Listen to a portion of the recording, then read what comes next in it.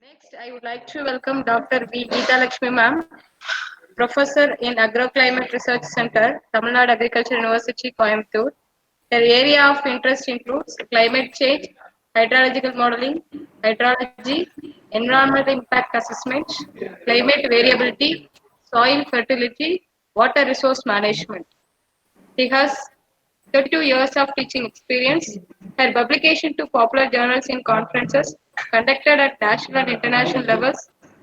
Dr. V. Geetalakshmi ma'am had completed 5 projects, namely impact of elevated temperature and CO2 on the biology of maize called armyworm, impact of soil amendments on the rice production and GHS emission, climate change impact assessment of chili production, Clima rice, agricultural model intercomparison of imported projects.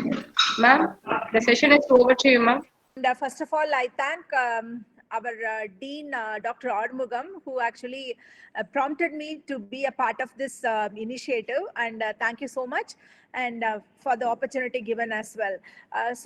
My topic for today is scenario of Indian agriculture and climate change. So, I just would like to introduce what is the current status of Indian agriculture. So everyone knows that the population at present is 1.38 billion. So India is actually holding these many people.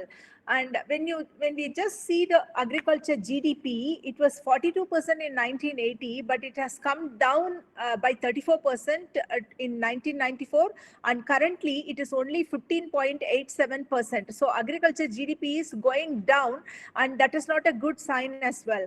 As far as agriculture area is concerned, we have got around 60% of the total geographical area under agriculture.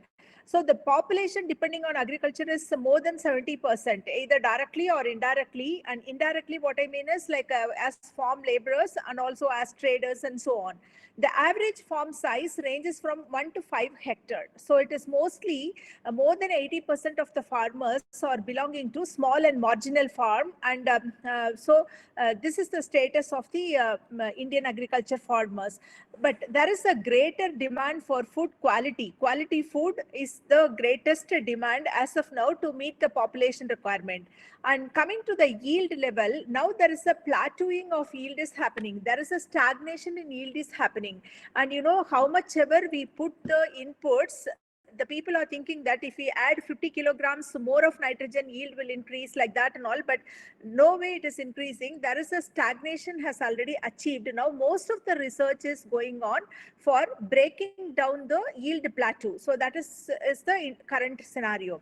There is also a need to increase the production by 30 to 50% by 2050. The reason is the population is expected to grow by 1.13% per annum. So if we want to meet the demand of the entire population, growing population, by 2050, we may have to increase our production levels by 30 to 50%. So which is really going to be very difficult. The reason being the agriculture land area is shrinking because the land is put under various uses, and also the irrigation levels are also going down, and moreover all the natural resources are getting depleted. Under that circumstances, increasing the production by 30 to 50% is really going to be difficult, where the technology will play a major role. Coming to the other important thing, overproduction in short term, yet food insecurity for a larger population. For example, just take onion prices. What has happened to onion prices? Once the onion is produced at a very large quantity, so the yield level is very high. That leads to lower profit to the farmers, because per kg profit, per kg the selling rate is becoming very low, whereas in some part of the time there is no onion at all, which is actually creating lot of insecurity. So this kind of overproduction in shorter terms, but at the same time for the larger population there is also sometimes insecurity is the status. Coming to the natural resource management, especially the soil organic matter is declining like anything. The reason is because of the warming nature of the atmosphere, which actually works on the soil microbes, and that leads to decline in soil organic matter. Especially in the tropical region, our organic matter content are hardly 0.6 or 0.5 to 0.6. So that actually creates a lot of problem for the plants to take the nutrients from the soil. Input use efficiency is also going down to a greater extent. If you apply, let's say, fertilizer, only hardly 30 to 40% of the nutrients are taken up by the plants, and the rest is going as a waste. But thank God for the technology. Nowadays, we have got this drip fertigation, where the fertilizers are added on a daily basis. Whenever the plant is required, it is given in smaller quantities, which reduces the losses. So there is a greater role for the technology to play with. Then there is a genetic base, narrow genetic base. So we need to develop a lot of genetic base, which can actually cater the need for the changing climatic condition. If suppose I need a genetic resource which can withstand 40 degrees Celsius and above, then right now there is a limited genetic resources, but that need to be developed. Then competition from other sectors, for example, land, energy, water, capital, everything is in a very restricted quantity. So there is a lot of competition from different sectors, and agriculture takes only a limited thing except land and water. The energy and capital, all those things are going on the industry and other transport sectors and so on. So this is the current status of the Indian agriculture. Coming to the emerging scenarios, what is the scenario that is emerging? So the first and foremost is increasing urbanization and globalization. So when we just see right now, because of the COVID situation, the reversal is happening. All the people who were sitting in urban have moved to the rural area. Now there is a lot of labor force available in the rural section. But otherwise, in the normal condition, a lot of people have migrated from the rural to urban. The urbanization is becoming a major issue for the agriculture, especially in terms of availability of the labor. Another one is globalization, which actually has a very volatile market for the agricultural producers. So this is the emerging scenario. Another thing is positive side. If you just take, there are new technologies. For example, biotechnology, and this biotechnology is having a lot of scope. Previously, if you want to breed a crop or if you want to breed a variety, we may have to wait for 5 to 10 years of time. But through the biotechnological tools, we are able to breed the crop within 2 to 3 years of time. There is a speed breeding technology available. So the scientists are playing with the genes, and then they are upregulating or downregulating the genes to bring in the new type which they want to have it. So this kind of tools are really becoming very, very important in the recent days. Another important thing is space and information technology. Space and information technology is becoming really an important source, especially in case of resource management and also utilization of proper resources. So this is very, very important. This is coming. I just not have mentioned here the nanotechnology. Nanotechnology is also becoming a major player here.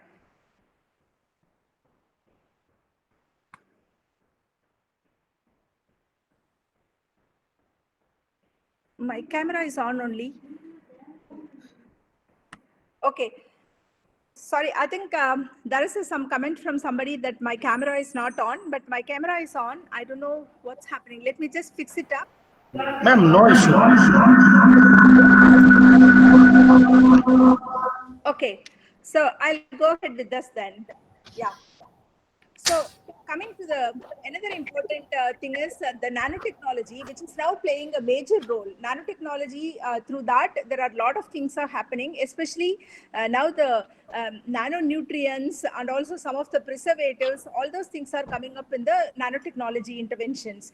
Coming to increasing privatization and of agricultural extension. Now, another important scenario is there is lot of inventions are there with the scientific community, but that has to reach to the grassroots level farmers. So for that, the agriculture extension plays a major role. So nowadays, there is an increasing privatization in the agricultural extension, so which actually helps in taking the inventions from the scientific community to the grassroots level farmers. So this is also another emerging scenario which is happening. Then there is a need for increasing agricultural production among the resource poor farmers without exacerbating the environmental problems. Previously people used to dump everything, fertilizers, pesticides and so on, which actually has created a lot of problems for the environmental safety. But now we need to increase the production level, especially with more than 80% of the small and marginal farmers, but taking care of the environment safety. So this is again the need. Then simultaneously we have to cope with changing climatic condition. The one biggest problem is we already have lot of issues with agriculture, but the climate is changing. I will be just discussing what sort of changes are happening in the climate, but this will definitely not be very good for most of the regions. Of course, there are few regions which will definitely enjoy the benefits of climate change, but not a major part of it, especially the lower latitudes, including near to the equatorial region up to something around 30-40 degree latitude locations. They will have negative impact, but of course the higher latitudes will definitely enjoy the changing climatic condition because of the extension of growing length of growing period and so on. So climate change is a continuous process. Greater focus on short-term actions on adaptation and mitigation is need of the hour. I just would like to tell you, to make you interesting in the subject, I just want to tell you one small fact. We have a series of planets, but in all the planets, only Earth has the atmosphere with the correct composition where the living things can enjoy and live. Okay, so just if you see, this is the Mercury. This is the Mercury planet. Because it is very close to the sun, it is a very hot planet where no living organism is possible. The next planet is Venus. So the Venus, the story of the Venus is, it has a very thick atmosphere, which is almost 90 times of the Earth's atmosphere. But the problem is the carbon dioxide concentration is 96%. You can just imagine what is the carbon dioxide concentration of the Earth. But whereas here in the entire atmosphere, 96% of the atmosphere is only carbon dioxide. So this is the fact why we are not able to go and live in the Venus. Then I'll just go one planet away from the Earth, which is Mars. Mars has got very thin atmosphere where the greenhouse effect is nearly negligible.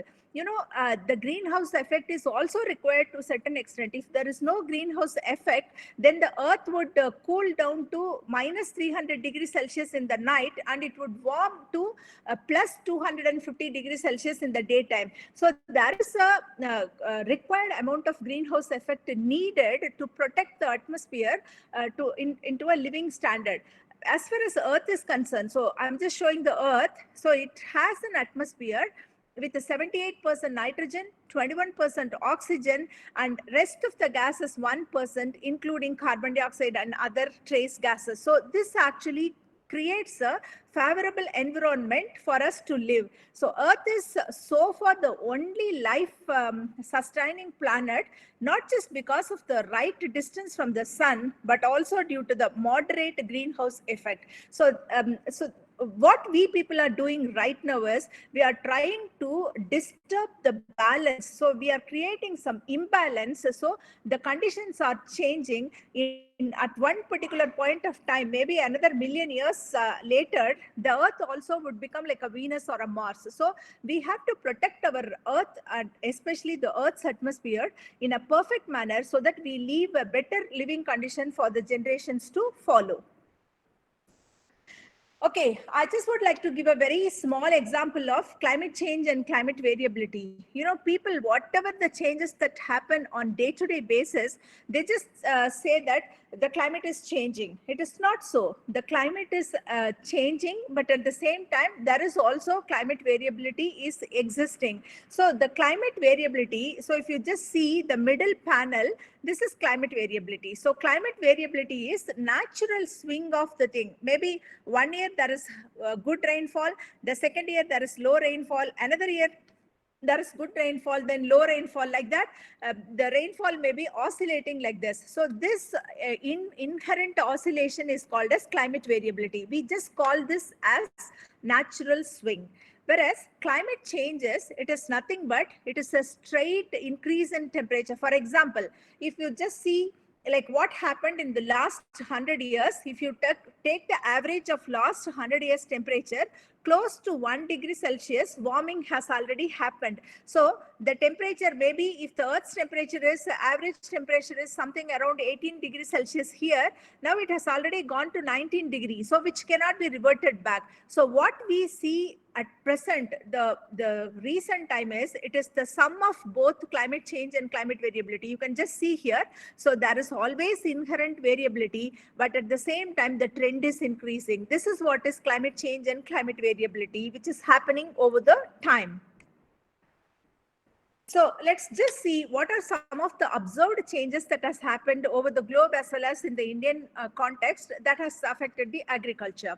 So as far as observed change in temperature, I think this is a most common figure which you might, all of you must have seen. So this is the observed change in temperature over the globe, annual trend from 1901 to 2005. That means around a period of a century, the difference in temperature was taken. So if we see, the temperature is not uniformly increasing. There are patches that the temperatures are decreasing. For example, here just below the Iceland area and some part of the Northern America, and there are very few places. But by and large, if you just see, the temperatures are quite increasing quite heavily. And most of the places, it is more than in the mid-latitude region, it is more than 2 degrees Celsius, both in the Northern Hemisphere and in the Southern Hemisphere. One worst part is, it is not only the land area that is warming, but it is also the ocean area that is also warmed up. You know, the ocean has got a lot of water, so the heat carrying capacity of water is so high.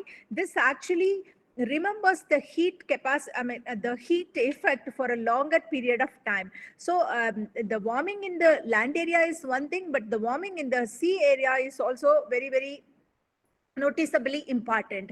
As far as India is concerned, our subcontinent, the warming is not as heavy as the mid-latitude, but still we are on the warming side.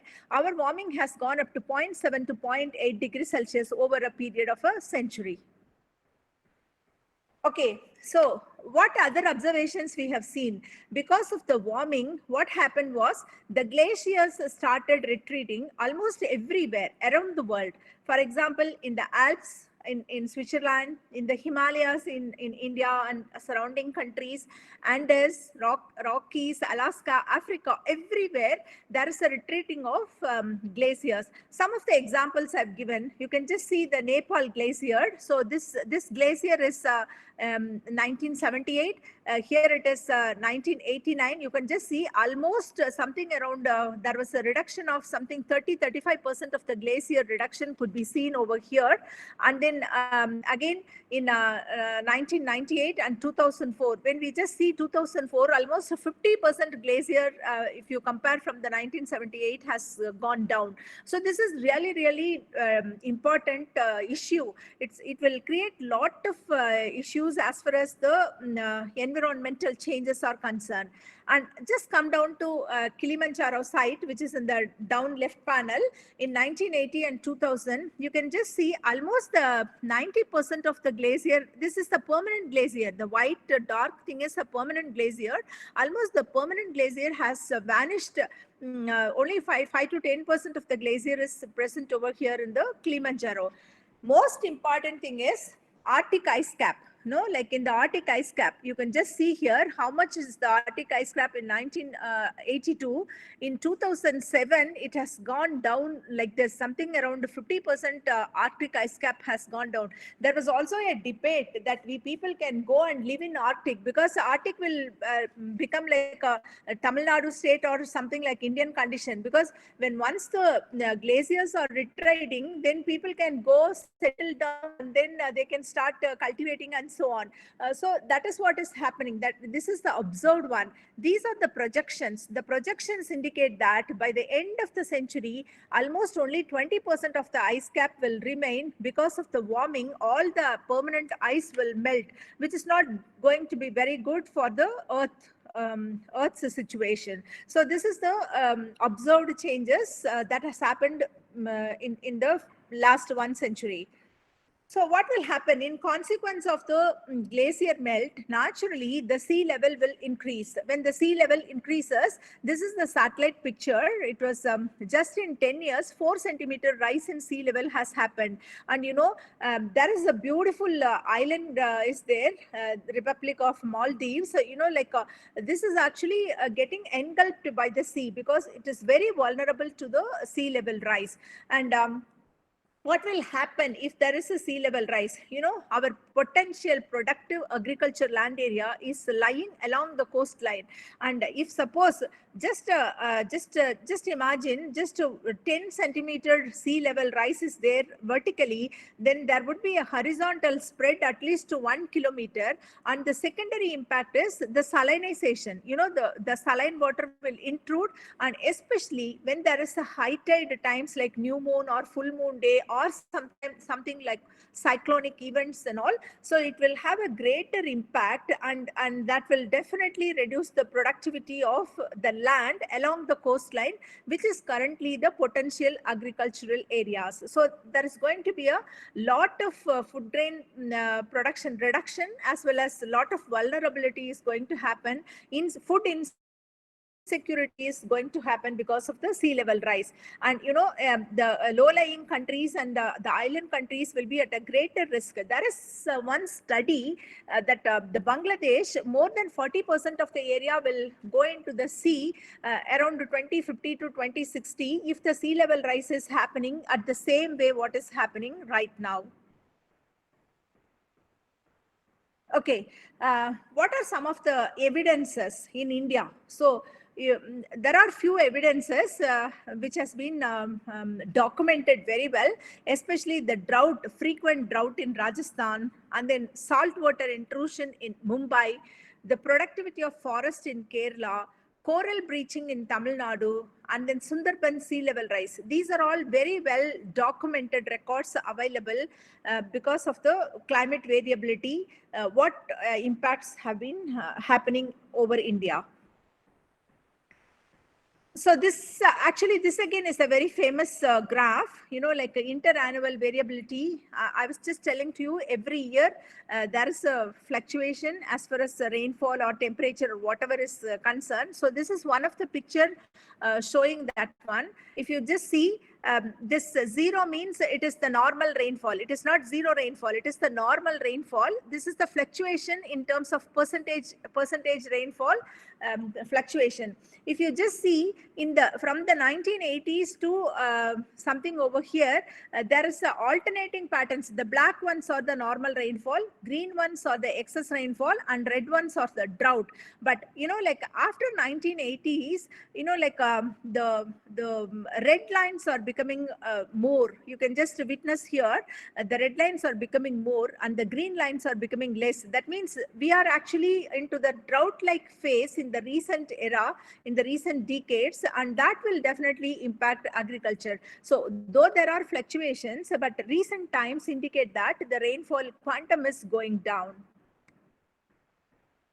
Okay, let's just see what observed trends have happened over Tamil Nadu. The maximum and minimum temperatures are increasing in the last 100 years. That is for sure. We have seen that.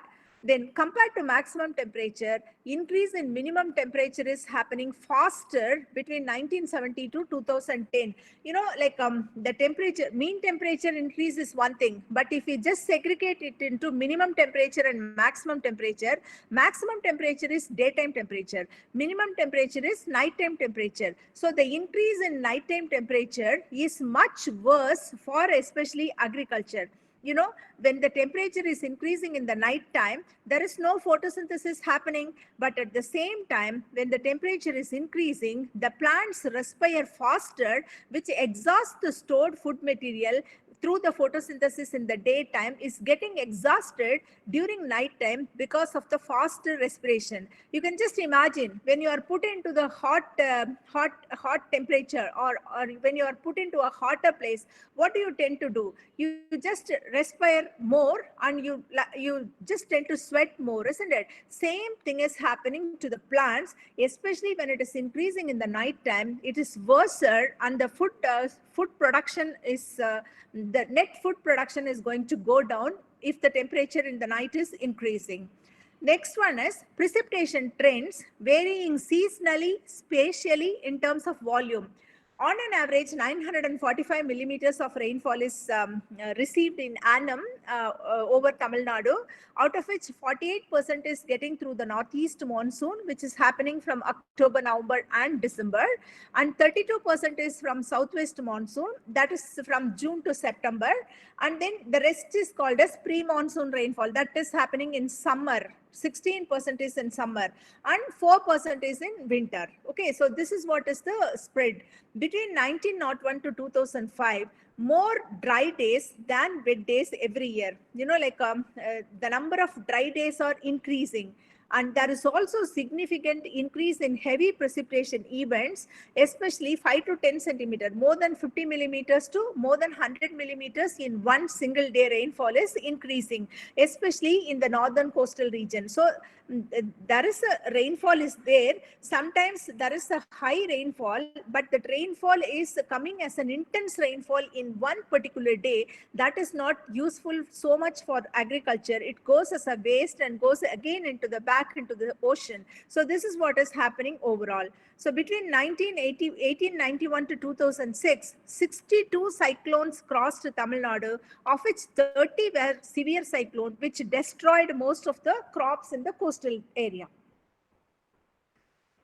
Okay, I just would like to give some, again, some interesting facts. Why does the climate change? What are the natural causes? There are two things why the climate is changing. One is the natural causes, another one is the man-made. Okay, just let us see what are the natural causes. The natural causes is, it is one interesting fact. I don't know how many of you knows about this. So this is our world global map. Okay, 500 million years ago, the world, the globe was looking like this. Okay, all the land area were congregated in one side and all the water were in the other side. Okay, now everybody knows that the earth spot is, the solid part of the earth is with the tectonic plates, the earth plates or the tectonic plates. Okay, the tectonic plates are actually, they have been, they were joined together at in the earlier days, say 500 million years ago. This is 300 million years ago, and then this is 180 million years ago. So then once the tectonic plates started moving out with each, moving out from one to other, and also some of the tectonic plates, they joined with each other. Then at that particular point of time, now we are like this. At present, we are like this.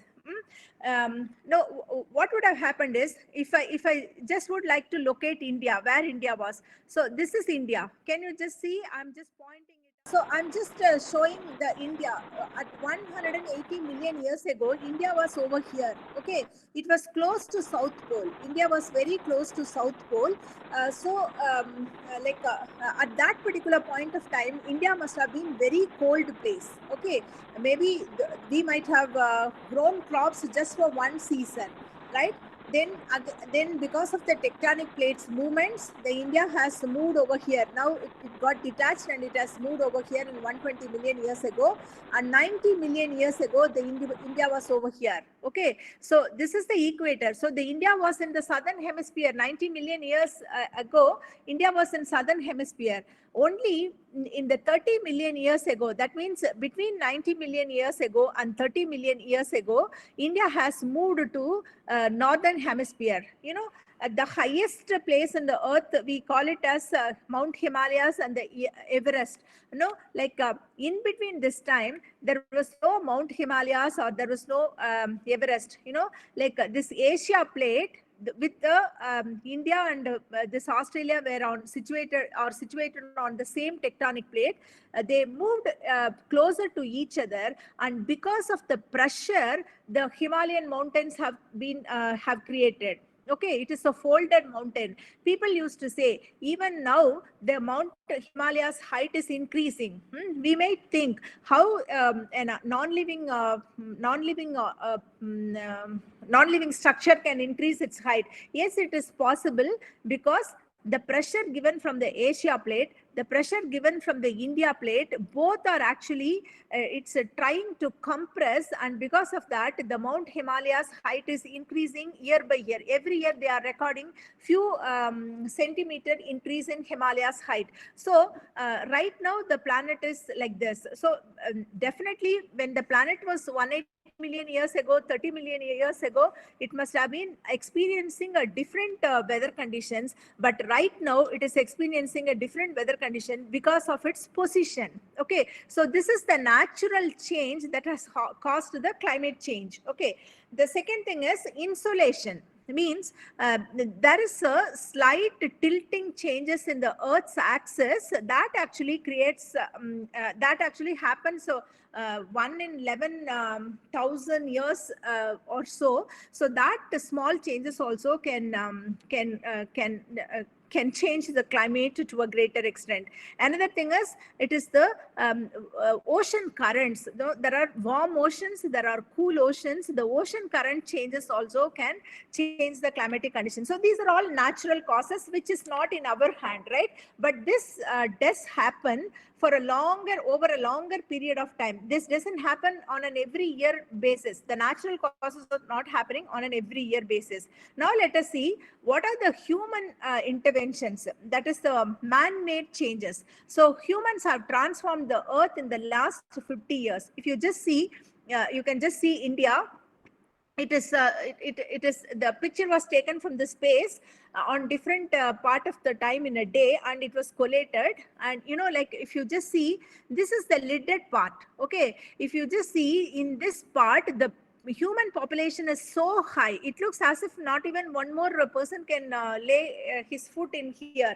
But we are expanding our population every year. 1.13% increase in population is happening. So this actually has transformed the country to a greater extent. And not only that, there is deforestation. Lot of forest area is being cut down.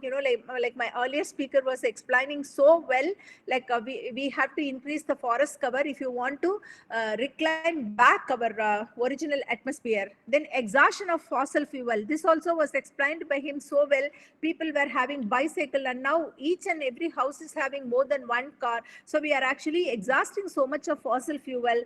Industrial pollution is becoming much higher. There are a lot of regulations put forth by the environment department, but still people are actually not strictly following, and because of that the industrial pollution is happening. If you just remember last year, maybe by the same time, Delhi and Chennai, the air quality was so bad and people were not even breathe. They had lot of issues with the breathing problem. And after this COVID, because of all the restrictions, the air quality has improved like anything. And there are a lot of reports coming. Even the pollution load in the Ganges river is going down, and it is becoming a pure water. So many reports we are studying. So the pollution is really becoming a biggest challenge. Then increase in water usage. The green revolution has changed the entire scenario in agriculture, and we are starting to use a lot of water. And now we are trying to go down by using the micro irrigations and so on. Over dependence on electricity, all these things are actually the man-made causes, the human causes, which actually leads to change in climatic condition. Okay, just let us see what are the what was the air composition. And I think you must have seen this picture as well. It's a quite common one. These are the natural greenhouse gases: water vapor, carbon dioxide, methane, nitrous oxide, and ozone. And these are the synthetic gases. Of course, some of these synthetic gases, the usage has been banned by the government because of the high greenhouse effect. Chlorofluorocarbon, hydrofluorocarbon, perfluorocarbon, and sulfur hexafluoride. These are the synthetic greenhouse gases. Mainly, they are being used in the cold storages, especially the bigger cold storages. They use these gases. Now, the government has banned the usage of these gases. If you just see the increase in all the greenhouse gases, it is in the exponential fashion, especially after something like 1980s. It is all going on an exponential fashion, and because of this, the temperature is increasing. And now at the global level, they have come to a consensus that we have to restrict our temperature hike to 1.5 degrees Celsius by containing the greenhouse gas emission into the atmosphere compared to the pre-industrial era. This is what is the agreement which has been developed by the global leadership countries. So this is one thing. Like the carbon dioxide is the safest one, which is the global warming potential is 1. All the other gases are highly has a global warming potential. For example, methane has got to 25, means one methane molecule is equivalent to 25 molecules of carbon dioxide. If you just see the other gases, especially the man-made gases like hydrofluorocarbon and all, you can just see it is up to 14,800, equivalent to this one molecule is equivalent to this much carbon dioxide. Okay, so and also the atmospheric stay time is also very high. So we need to be very careful when we are using these kind of gases. Okay, contribution of different sectors in the world to climate change, like the sources of greenhouse gas emission. This is the global scenario. This I've taken from the IPCC report. If you just see where the agriculture comes, the agriculture contributes totally 13.5% of the greenhouse gas emission is because of the agriculture sector. So the major contributor is the energy sector global wise, but the scenario is different in India. What is happening in Indian agriculture? So if you just see, it is only 13.5% to global level, but in the Indian context, 28% contribution of greenhouse gas is from the agriculture sector. Our energy sector takes 61% is emitted from the energy sector, and the rest is from the other sectors. Okay, so agriculture sector is 28%. So where from this 28% comes? If you take the 28% as 100%, maximum emission is from enteric fermentation. Enteric fermentation is from animal side. For example, because the animal has got the anaerobic indigestion where the methane is being produced. So this could be very well managed through proper feed management and keeping the animals in a very comfortable living area. This could be very well reduced to a greater extent. The second important thing is rice cultivation, rice paddies. Like rice is traditionally being cultivated under the flooded condition. But now we are trying to cultivate rice under drip irrigation and also through the SRI technique, system of rice intensification, wherein we keep alternate wetting and drying. So we partially aerate the soil now and then. So that reduces the methane emission. So by that also management practices, we can reduce a lot of this one. The rest comes from emission from the soil. Soil is a swampy soil. Wherever there is a water stagnation, there will be emission of greenhouse gases. Manure management, if we are properly managing the manure, we can curtail this to less than 1%. And then crop residue, especially burning of crop residue, though it is 1%, so there are few crops like sugarcane and also the wheat, paddy, straw, they burn it, they cause a lot of pollution and then the carbon particles into the atmosphere, which actually creates the respiratory problem. Okay, we have seen like what are the changes that has already happened, the observed climate changes. We have also seen what is the causes for the changes in the climate. Now, I just would like to throw some light on what are the projected future changes in the climate. As far as rainfall is concerned, increased water availability in moist tropic and high latitudes. So this is because when there is increase in temperature, automatically it will absorb more moisture from the ocean and then it will increase the hydrological cycle which will bring more rain to the location. But only issue here will be whether the rainfall is going to be uniformly distributed or the rainfall is going to come as an extreme event. That is the biggest question, and we have been seeing that the rainfall is coming as extreme weather event, not distributed equally. So though there will be a lot of rainfall available, that may not be an useful rainfall in most of the cases. Decreased water availability and drought in mid latitude and semi-arid low latitudes. Number of dry days are going to be increased. This is what is the projection. As far as temperature is concerned, the temperature is likely to increase by 1.1 to 6.4 degrees Celsius over 2100. So the best estimate is 1.8 to 5.4 degrees Celsius increase, and the temperature is going to be increased gradually with the progress of time. So this is with much confidence. All the models are predicting that there will be increase in temperature steadily until the end of the century. There are as far as climate modeling is concerned, we have got different scenarios, RCP scenarios, representative concentration pathway scenarios. The best estimate is from RCP 4.5. There are 4 RCPs, representative concentration pathways. One is RCP 2.6, which is a very low emission scenario. India will never fall into that category because we already have emitted so much of greenhouse gas into the atmosphere. Next one is RCP 4.5, which is the stabilization scenario. We feel that India will fall into that category. Third one is higher stabilization scenario, RCP 6, and next one is RCP 8.5. 8.5 is overshoot scenario.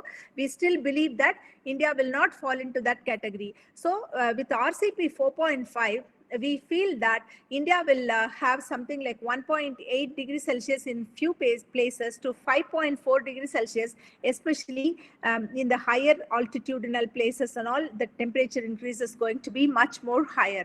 Coming to the sea level rise, there is a possibility of 22 to 34 centimeter rise in the sea level because of the glacier melting. So we have to be very cautious as far as the sea level rise is concerned. As I already indicated, potential agricultural lands will go into the ocean. Then extreme events.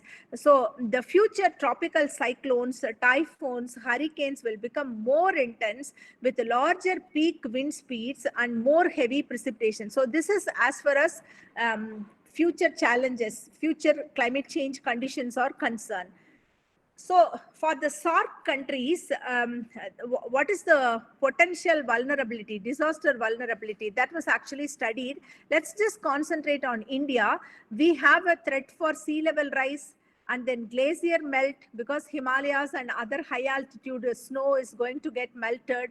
Then increased intensity of flood. Yes, we are going to have it. Increased intensity of drought.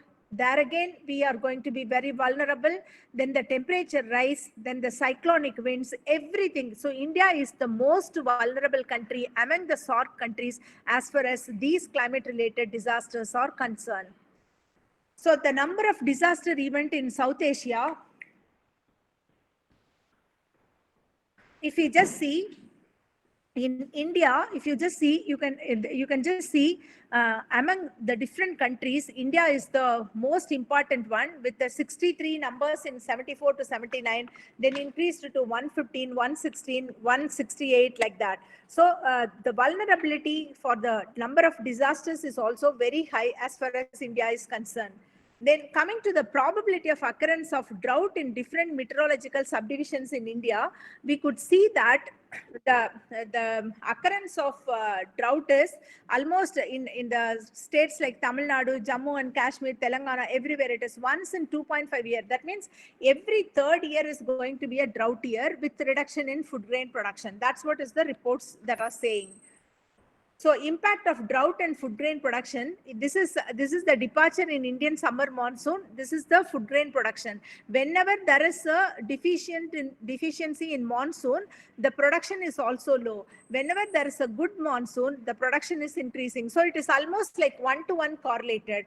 And the people used to say monsoon is the finance minister for India, because India being an agriculture country, we are highly depending on the monsoon rainfall for our economy.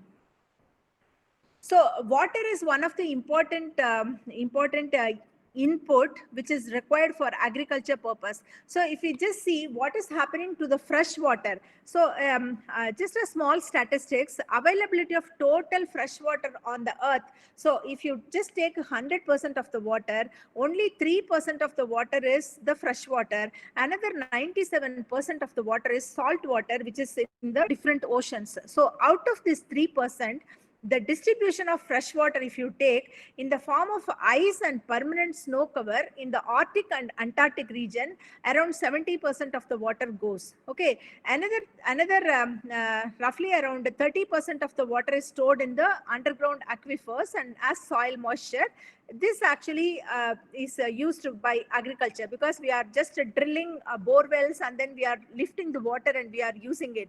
And usable fresh water in the form of just over the land which is flowing, it is around 1%. So out of this 3% of the fresh water also, we only have something around 30% of the water only is available for agriculture, which is roughly around 2% of the, not even 2%, it is 1% of the fresh water, total fresh water is available for agriculture. So we have to be very conscious in using this fresh water.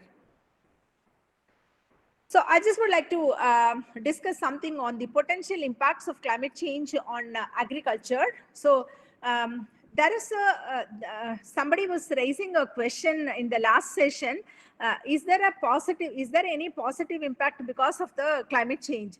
There are few positive impacts. One is increase in ambient carbon dioxide levels. Okay, carbon dioxide, which is directly linked to photosynthesis, because that is the base gas for photosynthesis. Increase in carbon dioxide up to a level, it will increase the rate of photosynthesis. So this is the positive effect of climate change. So up to 650 to 700 ppm, there will be increase in photosynthetic rate. But the worst part is, it is not only increasing the photosynthetic rate, but it also increases the temperature. So the temperature increase means naturally it needs a lot of water, because to cool the body temperature, plants will try to imbibe more water. Already we are stressed for water, so there is going to be a problem. Then increase in extreme weather events such as floods, droughts, cyclones, heat waves, that will adversely affect agricultural productivity. Needless to say, when there is a flood, definitely entire things will get collapsed. Drought also will equally impact the crop production. Drought will impact the crops slow and steady, but floods will suddenly come and devastate the agriculture. So that is only the difference. Reduction in yield in the rain-fed areas due to changes in rainfall pattern during the monsoon season, and there is going to be increased crop water demand. You know, like the monsoon pattern is getting shifted. Now the part of southwest monsoon is going into the northeast monsoon season, so the people have to adjust their cropping pattern accordingly. So this is again one of the issue. Quality of the products, you know, when the temperature is increasing, naturally the protein synthesis will get affected and the carbon dioxide translocation will get affected. These things will reduce the quality of the products. Soil health, again, you know, the soil organic matter content as well as organic carbon content will get decreased because of the increase in temperature. That will impact the soil health. More importantly, pests and diseases. The minor pest will become the major pest, and the diseases, this will become uncontrollable. So that is going to be another important thing. And I've already talked about the water requirements, sea level rise, and so on. Livestock. We cannot separate livestock from the agriculture sector. Livestock is another vulnerable sector which will get impacted because of the changing climatic condition. You know, just like the crops, just like the human being, livestock will also get impacted when it is put into hot and warmer environment. So these are all some of the potential impacts. So that is, I was just saying generally, these are some evidence-based. So projected impacts of climate change on Indian agriculture. Cereal productivity to decrease by 10 to 40% in 2100. Greater losses expected in Rabi season, the second season crop. Every 1 degree Celsius increase in temperature will reduce wheat production by 4 to 5 million tonnes. loss only 1 to 2 million ton if the farmers could plant it on time. That means this is the potential loss, but it could be also managed if it is planted, if the crop is planted in a right time. Reduced frequency of frost damage, less damage to potatoes, peas, and mustard, which are grown in the cooler condition. Increased droughts and floods are likely to increase the production variability. So these are all some of the potential projected impacts on Indian agriculture. And another thing is imbalance in food trade due to positive impact. Again, the countries which are located in the higher latitude, like Europe, North America, those places are going to gain because of the changing climatic condition. So that will actually create some problem with the country like India, especially on the food trade. Then increased water, shelter, energy requirement for livestock. Implications, this will have implications for milk production. Increasing sea and river water temperature, that will affect the fish breeding, migration, and fish harvest. Coral reefs will start decline, and there will be coral bleaching will also happen. Considerable effect on microbes, pathogens, and insects are also expected because of the changing climatic condition. So these are all some of the studies that has indicated. So this study was conducted over the globe by Eastling et al. And this left panel is the mid to high latitude. The right panel is for the low latitude impacts. Okay, there are 3 crops. One is the first 2 are for the maize crop, wheat crop is the middle one, and lower one is the rice crop. Because of the changing climatic condition, the low latitude is going to get impacted much higher compared to high latitude. So low latitude means up to 30 degree north or south latitude, and above that, the high latitude, mid and high latitude, there the impact is going to be little bit on the positive and negative side, not much impact as far as maize is concerned. But in the case of low latitude, when the temperature is increasing, it is going to decline. Okay, there are 2 lines. One is the green line, another one is the red line. This is red line is without any adaptation, the climate change is going to impact the yield up to 45 to 50% in the case of maize. But with some adaptation, it could be reduced to 20%. So we need to really find out what are the adaptation strategies that would reduce the ill effects of climate change. Similar thing happened in wheat and also for rice. So low latitudes are going to get affected much more compared to higher latitude. And then some of the crops like maize and wheat are going to get much impacted compared to rice, because rice, whenever there is only enough water we are growing, so that's why the rice crop, the impact is little lesser. So we conducted another study with the RCP 4.5 and 8.5 scenario. This is for different states in India, how the yields are going to be impacted, especially for the rice crop and maize crop. We could see that the impact is not going to be uniform. It could be very much varying from place to place, from state to state. So there should be location-specific adaptation technologies developed to mitigate the impacts of climate change. Again, this is to reiterate impact of climate change on maize over India using different scenarios, RCP 4.5 scenario and 8.5 scenario in the near century, mid-century, and end century. We could see that whenever there is a blue color, then there is a positive impact. But whenever there is a red to green, the impact is on the negative side. So as far as Tamil Nadu is concerned, and also southern India is concerned, the impact is going to be up to 20% reduction in yields are expected over these areas. Similar study was also conducted for rice, again for 3 different time scales, near, mid, and end century. For 2 scenarios, we could find the similar results, and the impact is going to be variegated, and it is going to be on the negative side. I just would like to bring in, whenever we are dealing with the future, we have to definitely take into consideration of the uncertainty assessment. So it is just like soothsayer saying how the future is going to be. So with the use of some of the models, we are trying to say that the temperature will rise like this, that the rainfall will go like this. But you have to always attach an element of uncertainty whenever you use the projections. Okay, so we need to be very cautious in dealing with the climate change projections, impact assessment, and development of adaptation strategies. So this is one of the study which we conducted for Tamil Nadu region, climate change impacts on rice cultivation. This is the sensitivity analysis. So we could find that the rice yields are going to go down in both the cases. This is blue one is without carbon dioxide enrichment. We just considered the temperature increase. The red one is with carbon dioxide enrichment. So when the carbon dioxide enrichment was also considered, the level of reduction in the yield was compensated to certain extent. So almost like around 30 to 40% of the yield will go down in the case of rice if we do not adapt, and just like that if we are cultivating business as usual. So this again is cereal productivity. We could see that the rice yield, maize yield, sorghum yield, all these three crops, these are the major crops. When the time progresses, the yield levels are going to get reduced because of the increase in temperature. So the same thing, it has been described over here.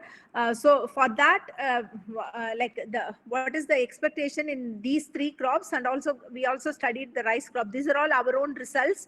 So we also could identify that some of the adaptation strategies are maybe 25% supplemental nitrogen fertilizer, that would reduce the impact, and also the best date of sowing along with the nitrogen, additional nitrogen, will help in reducing the impact of climate change in almost all the three crops. So that was the finding from our study. Okay, now I'm just going into a different zoner, prioritizing options for climate smart agriculture. Now people are almost everywhere, people are talking about the climate smart agriculture. So what is climate smart agriculture? Climate smart agriculture is we have to look into the climate change scenario. We need to look into the direct effect on crop growth. For example, physiology, phenology, morphology, what is happening because of the changing climatic condition. We need to study the indirect effects, soil fertility, irrigation availability, pest, flood, drought, sea level rise, all those things, how it is going to impact your crop. And then we need to also look into the socio-economic. So you need to just see the direct effect, indirect effect, and socio-economic impact, and then decide on your crop. With that, you need to do the human intervention, coming to the adaptation and mitigation strategies.